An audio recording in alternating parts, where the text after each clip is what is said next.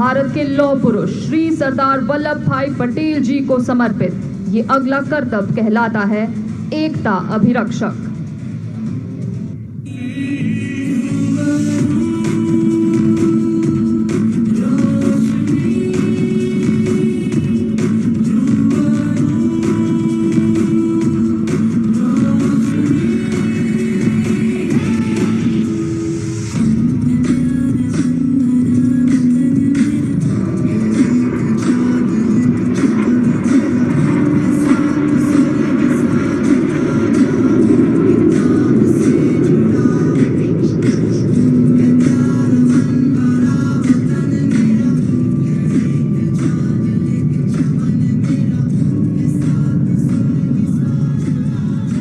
आज राष्ट्रीय एकता दिवस के पावन अवसर पर सभी देशवासी श्री सरदार वल्लभ भाई पटेल द्वारा भारतीय एकीकरण में किए गए महत्वपूर्ण योगदान का स्मरण कर रहे हैं।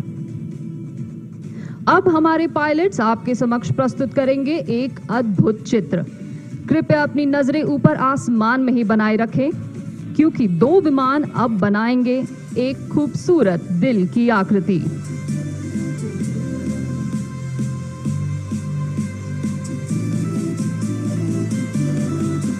कुछ ही क्षणों में ऊपर आसमान में उड़ान भरते आपको नजर आएंगे 2 विमान।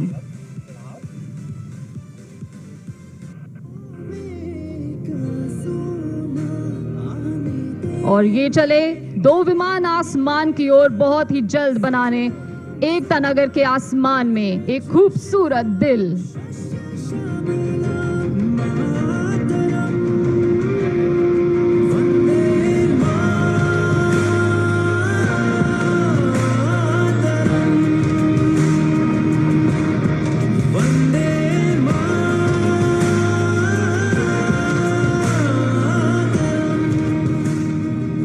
आज आकाश में बन रहा ये दिल इस बात का प्रतीक है कि भारत मां के प्रति हम सभी देशवासियों के दिल एक साथ धड़कते हैं।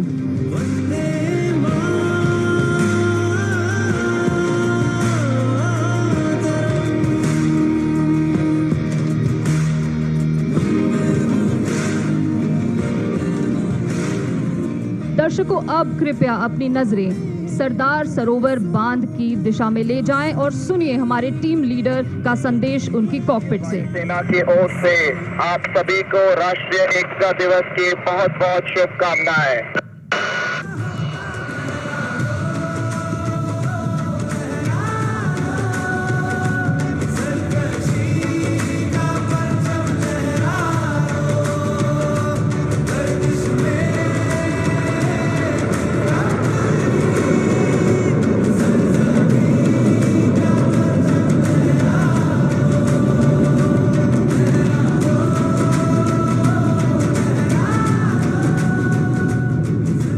आशा है कि ये प्रदर्शन देखकर आपको भी उतना ही आनंद और गर्व का अनुभव हुआ होगा जितना हमें इसे आपके समक्ष प्रस्तुत करके हुआ है।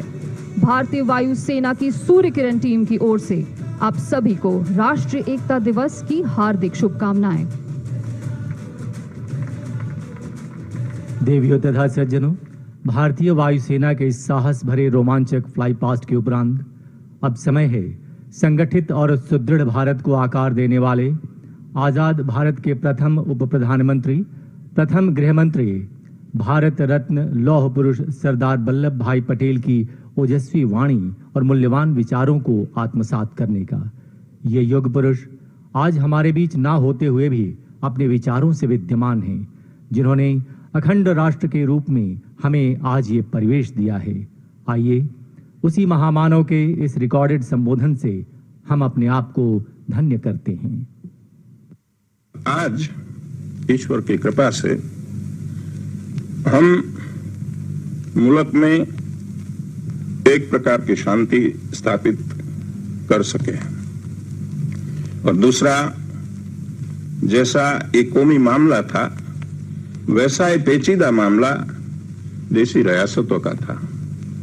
जब सार्वभौम सत्ता हिंदुस्तान में से अपना बिस्तरा लपेट के चली और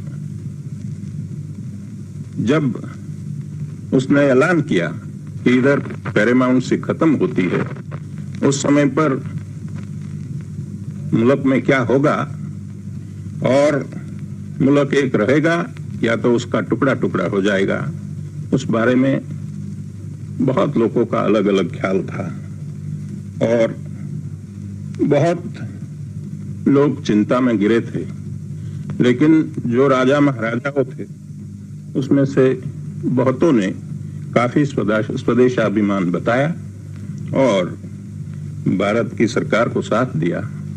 उसके लिए मैं आज इन लोगों को धन्यवाद देना चाहता हूं और मैं कहना चाहता हूं कि उनकी मदद से आज मुल्क में जो एकता हुई है तो सैकड़ों साल पहले कभी नहीं थी। इतनी एकता हमने बनाई है और जो काम हमें करना है वो काम हम करें तो सारी दुनिया में हिंदुस्तान जो अपना योग्य स्थान है वो ले सकता है। और मुझे विश्वास है कि इस रास्ते पर जो रास्ता गांधी जी ने हमको बताया है उसी पर हम चलेंगे तो हमारी जगह सारी दुनिया में बहुत ऊंची होगी।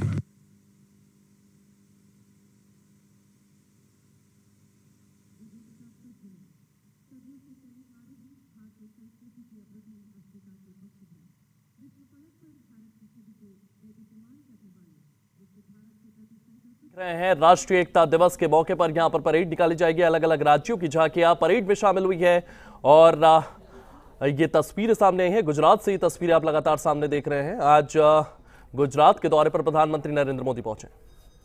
करें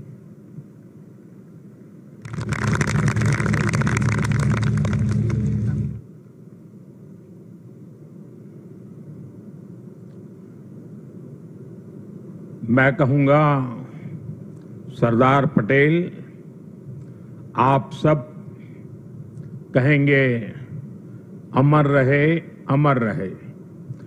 सरदार पटेल, सरदार पटेल, सरदार पटेल, सरदार पटेल की 150वीं जयंती का ऐतिहासिक अवसर एकता नगर की ये दिव्य सुबह, ये विहंगम दृश्य सरदार साहब के चरणों में हमारी उपस्थिति, आज हम सब एक महान क्षण के साक्षी बन रहे हैं। देश भर में हो रही एकता दौड़, रन फॉर यूनिटी, कोटि कोटि भारतीयों का उत्साह, हम नए भारत की संकल्प शक्ति को साथ साथ महसूस कर रहे हैं। अभी यहां जो कार्यक्रम हुए, कल शाम जो अद्भुत प्रस्तुति हुई, उनमें भी अतीत की परंपरा थी, वर्तमान का श्रम और शौर्य था और भविष्य की सिद्धि की झलक भी थी। सरदार साहब की 150वीं जयंती के उपलक्ष्य में स्मृति सिक्का और विशेष डाक टिकट भी जारी किया गया है। मैं सभी 140 करोड़ देशवासियों को सरदार साहब की जयंती की, राष्ट्रीय एकता दिवस की बहुत बहुत बधाई देता हूं, अनेक अनेक शुभकामनाएं देता हूं। साथियों, सरदार पटेल मानते थे कि इतिहास लिखने में समय नहीं गंवाना चाहिए, हमें तो इतिहास बनाने के लिए मेहनत करनी चाहिए। उनकी ये भावना हमें उनकी जीवन गाथा में दिखाई देती है। सरदार साहब ने जो नीतियां बनाई, जो निर्णय लिए, उन्होंने नया इतिहास रचा, नया इतिहास बनाया। आजादी के बाद 550 से ज्यादा रियासतों को एक साथ जोड़ने का असंभव कार्य को उन्होंने संभव करके दिखा दिया। एक भारत श्रेष्ठ भारत का विचार उनके लिए सर्वोपरि था। इसलिए आज सरदार पटेल की जयंती का दिन स्वाभाविक रूप से राष्ट्रीय एकता का महापर्व बन गया है।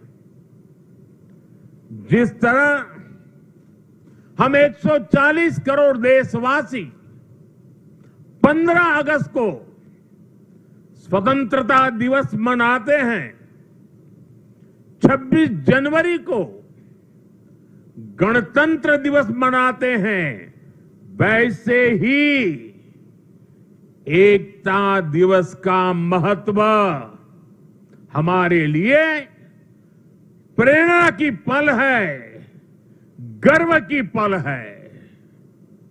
आज करोड़ों लोगों ने एकता की शपथ ली है। हमने संकल्प लिया है कि हम ऐसे कार्यों को बढ़ावा देंगे जो देश की एकता को मजबूती दें। यहां एकता नगर में ही एकता मॉल, एकता गार्डन, एकता के सूत्र को सशक्त करते दिखते हैं। साथियों, हर ऐसी बात जो देश की एकता को कमजोर करती है, हर देशवासी को उससे दूर रहना है, ये राष्ट्रीय कर्तव्य है। ये सरदार साहब को सच्ची श्रद्धांजलि है। यही आज देश की जरूरत है। यही आज एकता दिवस का हर भारतीय के लिए संदेश भी है, संकल्प भी है। साथियों, सरदार साहब ने देश की संप्रभुता को सबसे ऊपर रखा, लेकिन दुर्भाग्य से सरदार साहब के निधन के बाद के वर्षों में देश की संप्रभुता को लेकर तब की सरकारों में उतनी गंभीरता नहीं रही। एक और कश्मीर में हुई गलतियां, दूसरी ओर पूर्वोत्तर में पैदा हुई समस्याएं और देश भर में जगह जगह पनपा नक्सलवाद, माओवादी आतंक, ये देश की संप्रभुता को सीधी चुनौतियां थी। लेकिन उस दौर की सरकारों ने सरदार साहब की नीतियों पर चलने की जगह रीढ़ विहीन रवैये को चुना।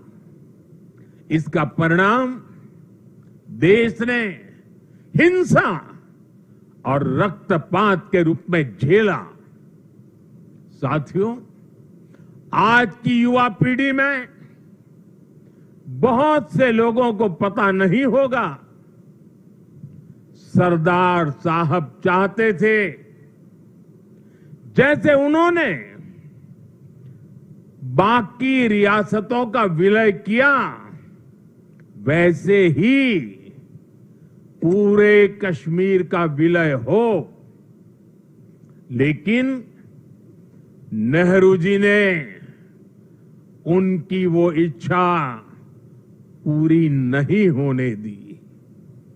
कश्मीर को अलग संविधान और अलग निशान से बांट दिया गया। साथियों, कश्मीर पर कांग्रेस ने जो गलती की थी, उसकी आग में देश दशकों तक जलता रहा। कांग्रेस की लचर नीतियों के कारण कश्मीर का एक हिस्सा पाकिस्तान के अवैध कब्जे में चला गया। पाकिस्तान ने आतंकवाद को हवा दी। State sponsored terrorism. साथियों, कश्मीर और देश को इतनी बड़ी कीमत चुकानी पड़ी, लेकिन फिर भी कांग्रेस हमेशा आतंकवाद के आगे नतमस्तक रही। साथियों, कांग्रेस ने सरदार साहब के विजन को भुला दिया, लेकिन हम नहीं भूले। 2014 के बाद देश ने एक बार फिर उनकी प्रेरणा से भरी फौलादी इच्छा शक्ति को देखा है। आज कश्मीर आर्टिकल 370 की जंजीरों को तोड़कर पूरी तरह मुख्य धारा से जुड़ चुका है। आज पाकिस्तान और आतंक के आकाओं को भी पता चला है कि भारत की असली ताकत क्या है। ऑपरेशन सिंदूर में पूरी दुनिया ने देखा है, आज अगर कोई भारत पर आंख उठाता है तो भारत घर में घुसकर मारता है।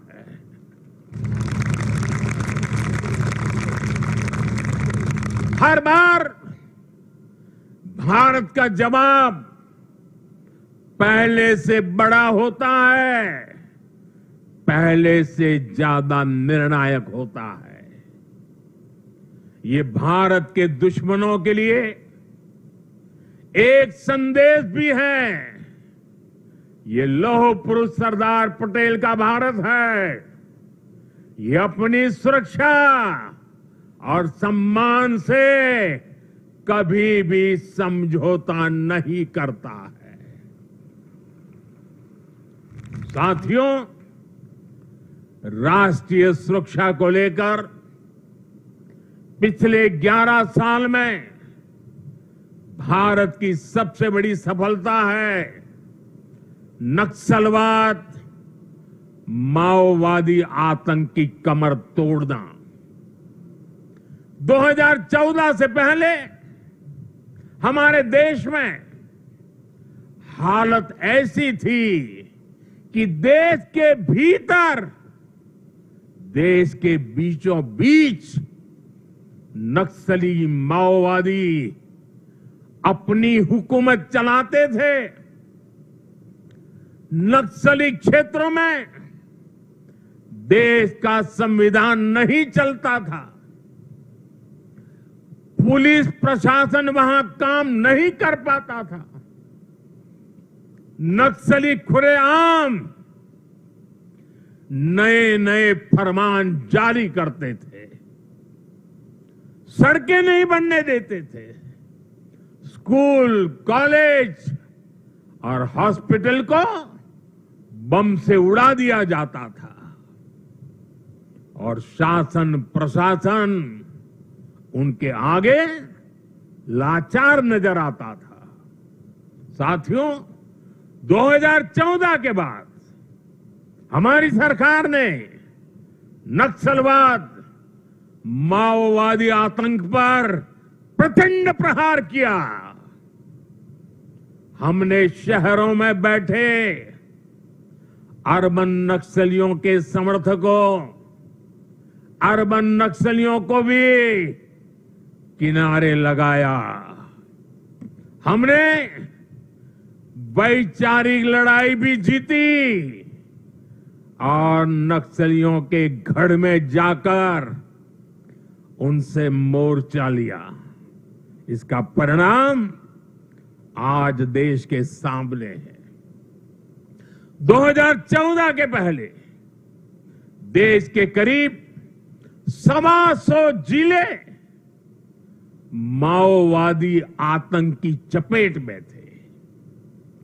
आज ये संख्या केवल 11 बची है और उसमें भी सिर्फ 3 जिलों में ही नक्सलवाद अभी भी कुछ गंभीर रूप से हावी है। और आज मैं सरदार पटेल के सानिध्य में एकता नगर की इस धरती से पूरे देश को भरोसा दिलाता हूं,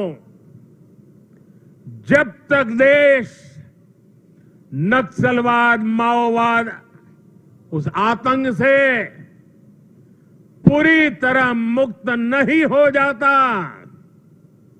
हम रुकने वाले नहीं हैं, चैन से बैठने वाले नहीं हैं।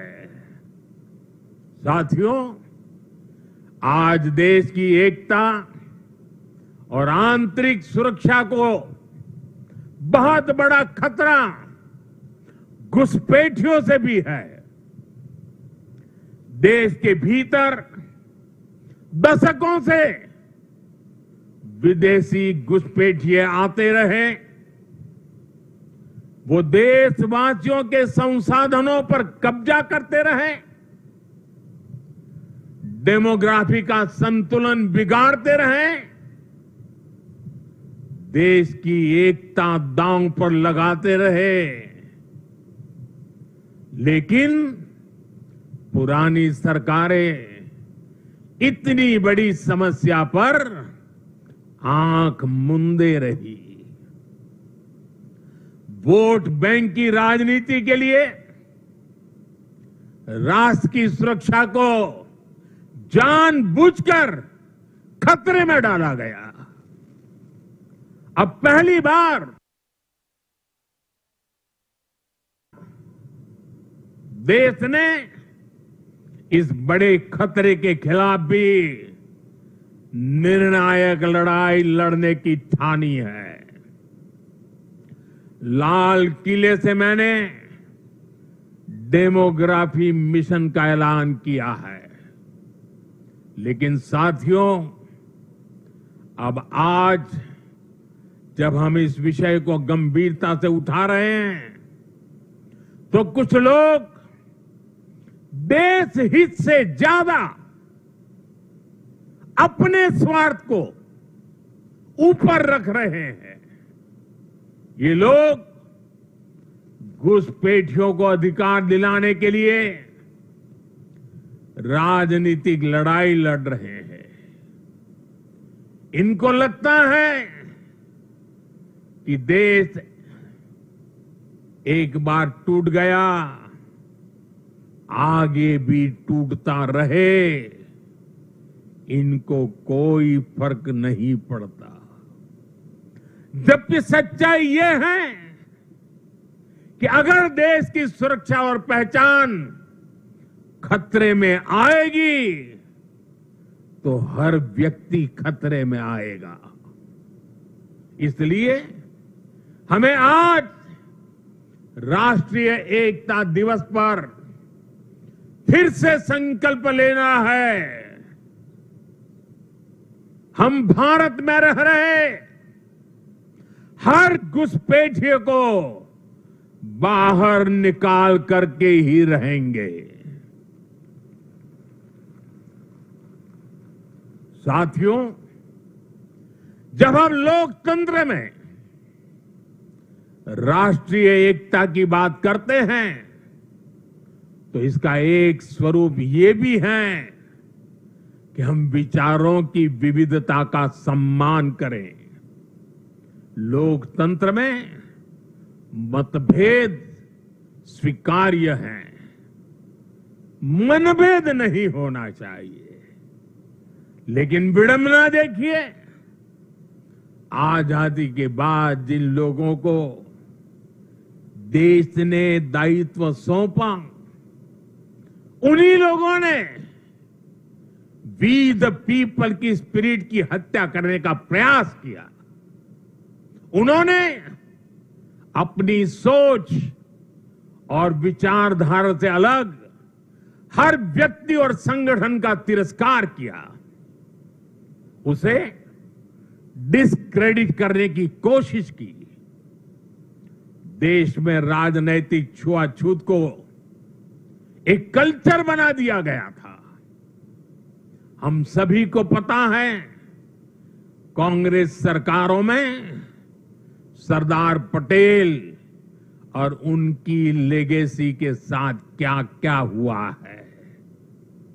इन लोगों ने बाबा साहब आंबेडकर के साथ जीते जी और उनके जाने के बाद भी क्या किया, नेताजी सुभाष चंद्र के साथ क्या किया, डॉक्टर लोहिया और जयप्रकाश नारायण जैसे लोगों के साथ भी कांग्रेस ने यही किया। इस साल राष्ट्रीय स्वयंसेवक संघ के आरएसएस के 100 वर्ष पूरे हुए हैं।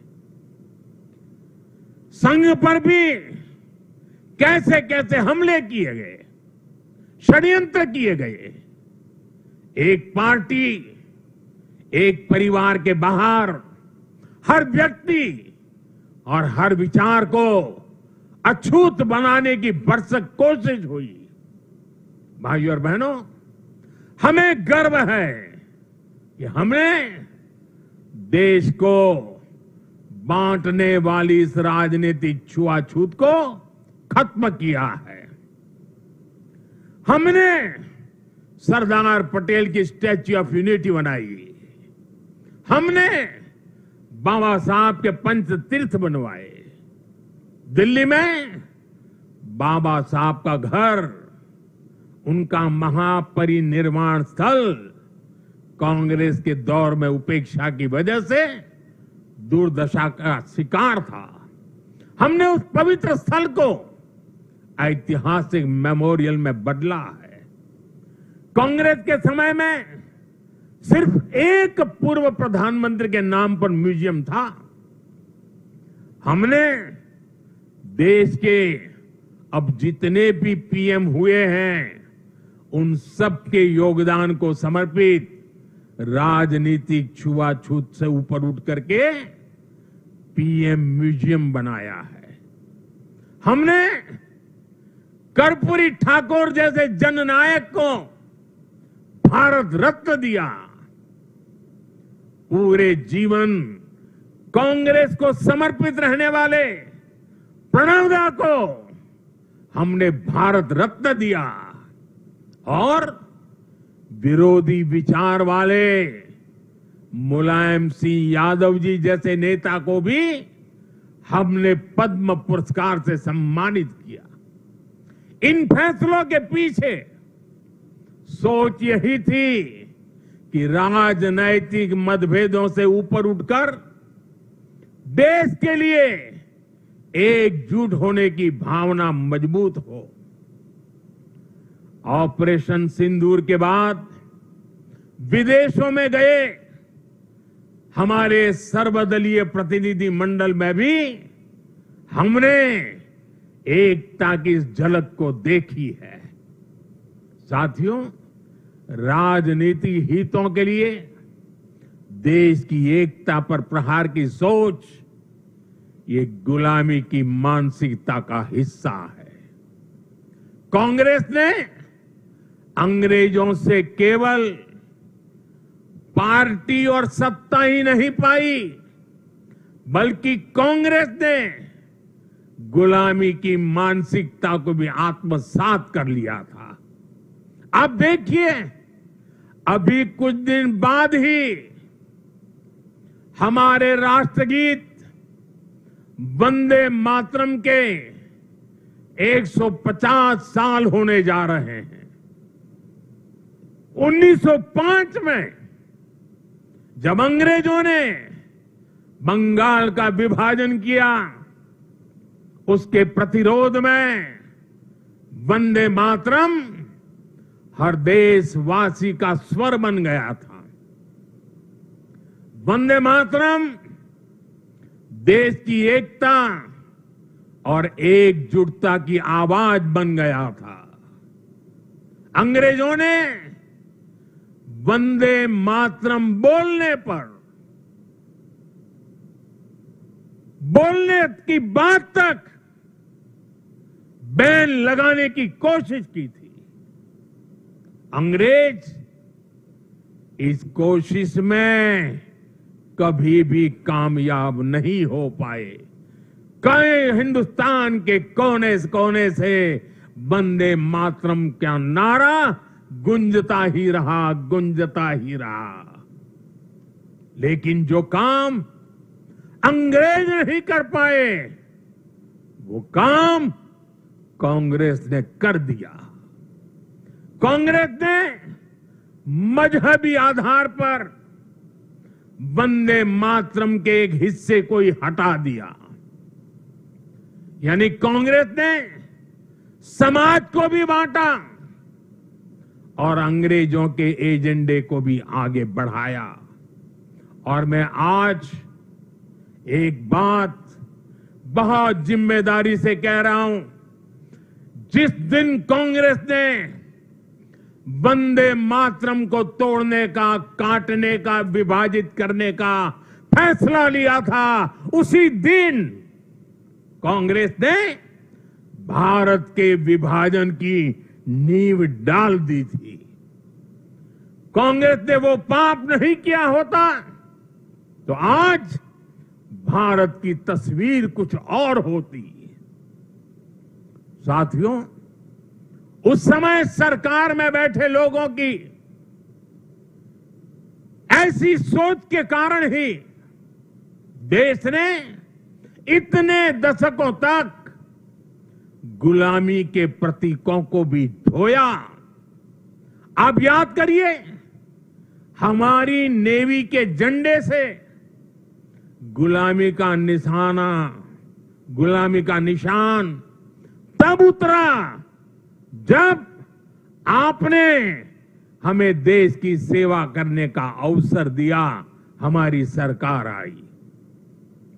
राजपथ कर्तव्य पथ तब बना जब हमने ये बदलाव किया। आजादी की लड़ाई में क्रांतिकारियों के बलिदानों का स्थान अंडमान की सेल्यूलर जेल, उसे राष्ट्रीय स्मारक का दर्जा तब मिल पाया था जब मोरारजी भाई देसाई की सरकार आई थी। अंडमान के द्वीपों के नाम कुछ समय पहले तक अंग्रेजों के नाम पर ही थे। हमने ये नाम नेताजी सुभाष के नाम पर रखे। कई द्वीपों को परमवीर चक्र विजेताओं का नाम दिया। इंडिया गेट पर भी हमने नेताजी सुभाष की प्रतिमा लगाई। साथियों, देश की सुरक्षा में शहीद हुए जवानों तक को गुलामी की मानसिकता के कारण सही सम्मान नहीं मिलता था। हमने नेशनल वॉर मेमोरियल की स्थापना कर उन स्मृतियों को अमर बनाया।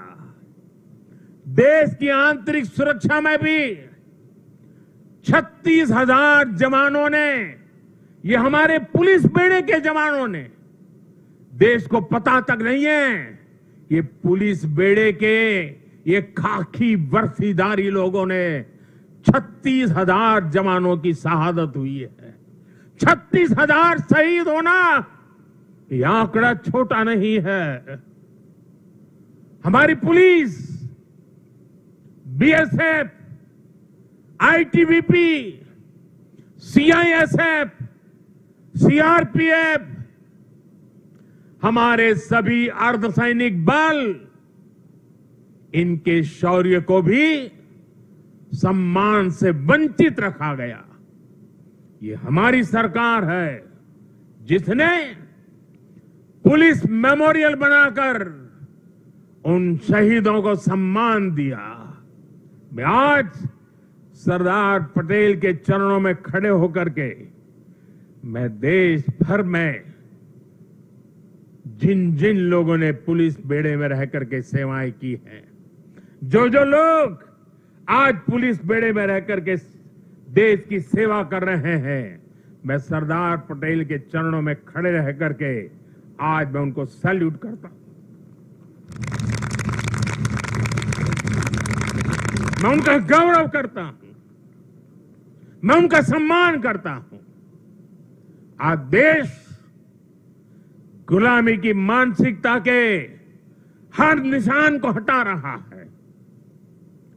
देश के लिए बलिदान देने वाले लोगों को सम्मान देकर हम राष्ट्र प्रथम की भावना को मजबूत बना रहे हैं।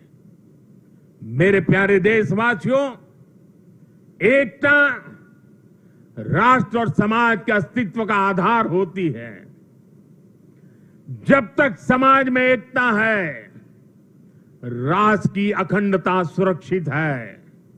इसलिए विकसित भारत के लक्ष्य तक पहुंचने के लिए हमें देश की एकता तोड़ने वाले हर षड्यंत्र को विफल बनाना होगा, एकता की ताकत से विफल बनाना होगा। इसलिए आज देश राष्ट्रीय एकता के हर मोर्चे पर निरंतर काम कर रहा है।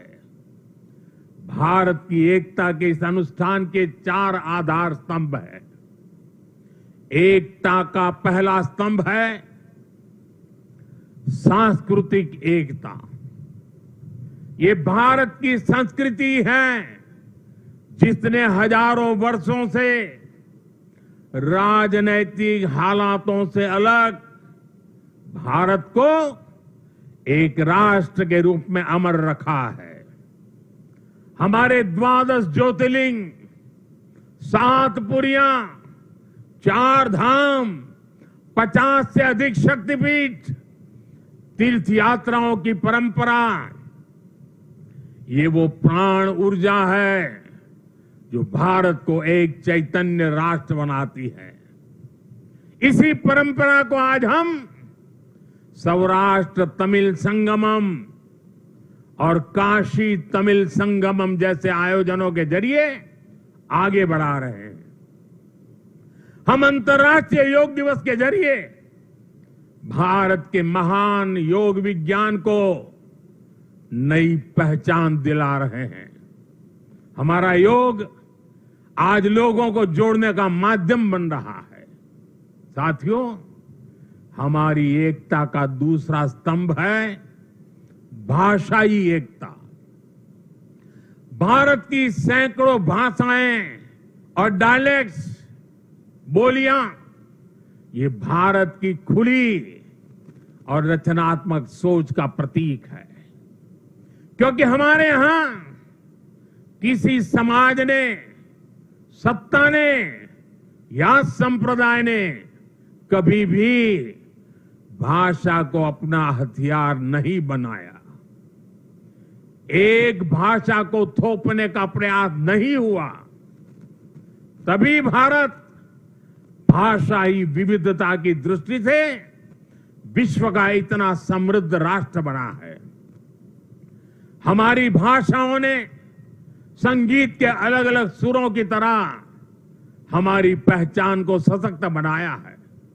इसलिए साथियों, हम हर भाषा को राष्ट्रीय भाषा मानते हैं।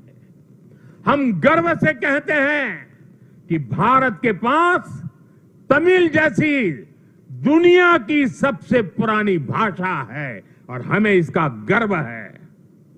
हमारे पास संस्कृत जैसी ज्ञान की धरोहर है। इसी तरह हर भारतीय भाषा की अपनी खूबी है, अपनी साहित्यिक और सांस्कृतिक पूंजी है। हम हर भारतीय भाषा को प्रमोट कर रहे हैं। हम चाहते हैं कि हिंदुस्तान के बच्चे अपनी मातृभाषा में पढ़ाई करें और आगे बढ़े। भारत के लोग देश की दूसरी भाषाओं को भी जानें, उनसे सीखें। भाषाएं हमारी एकता की सूत्रधार बने। और ये एक दिन का काम नहीं है, ये निरंतर चलने वाला काम है, जिसकी जिम्मेदारी हम सबको मिलकर के उठानी है। साथियों, हमारी एकता का तीसरा स्तंभ है भेदभाव मुक्त विकास, क्योंकि गरीबी और भेदभाव ही सामाजिक ताने बाने की सबसे बड़ी कमजोरी होते हैं। देश के दुश्मनों ने हमेशा इन कमजोरियों का इस्तेमाल किया है। इसलिए सरदार साहब गरीबी के खिलाफ देश के लिए दीर्घकालिक योजना पर काम करना चाहते थे। सरदार पटेल ने एक बार कहा था कि अगर भारत को आजादी 1947 के बजाय उससे भी 10 साल पहले मिल गई होती तो भारत 1947 तक भारत खाद्यान्न की कमी के संकट से मुक्त हो चुका होता। उन्होंने कहा था कि जैसे उन्होंने रियासतों के विलय की चुनौती सुलझाई, वो अन्न की कमी की चुनौती भी सुलझा कर ही रुकते। ये थी सरदार साहब की इच्छा शक्ति। बड़ी से बड़ी चुनौती से निपटने के लिए हमें यही इच्छा शक्ति दिखानी होती है। और मुझे गर्व है कि हमारी सरकार सरदार साहब के इन अधूरे संकल्प को भी पूरा करने में लगी है। बीते एक दशक में हमने 25 करोड़ देशवासियों को गरीबी से बाहर निकाला है। आज करोड़ों गरीबों को घर मिल रहा है, घर घर साफ पानी पहुंच रहा है, मुफ्त इलाज की सुविधा मिल रही है। यानी हर नागरिक के लिए गरिमापूर्ण जीवन, ये आज देश का मिशन भी है और विजन भी है। भेदभाव और भ्रष्टाचार मुक्त ये नीतियां आज राष्ट्रीय एकता को मजबूत बना रही है। साथियों, राष्ट्रीय एकता का चौथा स्तंभ है कनेक्टिविटी से दिलों का कनेक्शन। आज देश में रिकॉर्ड हाईवेज और एक्सप्रेसवेज बन रहे हैं। वंदे भारत और नमो भारत जैसी ट्रेनें भारतीय रेल को ट्रांसफॉर्म कर रही है। छोटे शहर भी अब एयरपोर्ट की सुविधा से जुड़ रहे हैं। इस आधुनिक इंफ्रास्ट्रक्चर से भारत को लेकर दुनिया का नजरिया ही पूरी तरह बदल रहा है। इसने उत्तर से दक्षिण, पूरब से पश्चिम देश की दूरियों को भी कम किया है। आज लोग आसानी से दूसरे राज्यों में पर्यटन के लिए जा रहे हैं, व्यापार के लिए जा रहे हैं। ये पीपल टू पीपल कनेक्ट और कल्चरल एक्सचेंज, उसका एक नया दौर है। जो राष्ट्रीय एकता को बल दे रहा है। और डिजिटल रिवॉल्यूशन जो हुआ है उसने इस एकता को नई मजबूती देने का अवसर भी दिया है। आज डिजिटल कनेक्टिविटी का भी दिलों की कनेक्टिविटी में एक नया मार्ग प्रशस्त हो रहा है। साथियों, सरदार पटेल ने एक बार कहा था, मुझे सबसे ज्यादा खुशी तब मिलती है जब मैं देश के लिए काम करता हूं। मैं भी आज हर देशवासी से यही आह्वान करता हूं, देश के लिए काम करने से बड़ी खुशी कोई और नहीं हो सकती। मां भारती की साधना हर देशवासी की सबसे बड़ी आराधना है। जब 140 करोड़ भारतवासी एक साथ खड़े हो जाते हैं तो चट्टानें खुद रास्ता छोड़ देती हैं। जब 140 करोड़ देशवासी एक स्वर में बोलते हैं तो वो शब्द भारत की सफलता का उद्घोष बन जाते हैं। हमें एकता के इसी मूल मंत्र को अपना संकल्प बनाना है। हमें बंटना नहीं है, हमें कमजोर नहीं पड़ना है।